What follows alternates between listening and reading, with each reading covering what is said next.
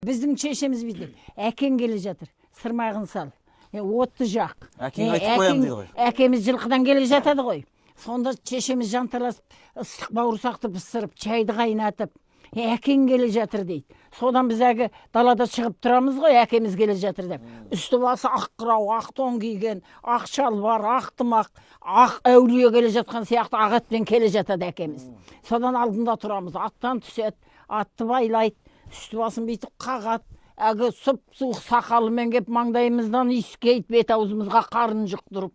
Әлі есіңізде ғой, Бәрі көз алдымызда ғой, қазір көз алдымда ғой. Содан енді үйге келгенде алдында тамағының бәрі дайын.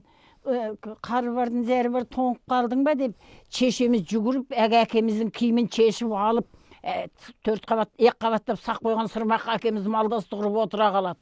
Шайды алдына құйып әшейін бүйтіп жанталасып жатады. Бұл қазақтың ер сыйлаған дағдысы. Білдің бе? Қазақта бүйтеді ғой. Институт. Еңбек еткен еркекті жаным десе болады, ерін күткен әйелді қаным десе болады дейді. Білдің бе? Сондықтан мына қыздарға айтатынымыз біздің былай.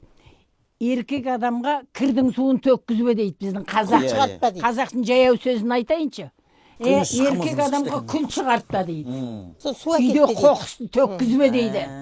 Білдің бе?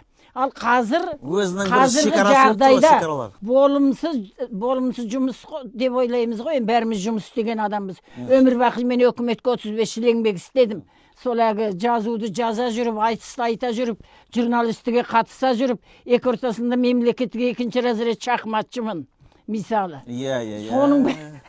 Соның бәрін жалғастыра жүріп, күйеуімізге мысалы, ана үйдің ішінің қоқысын шығартып көргеніміз жоқ.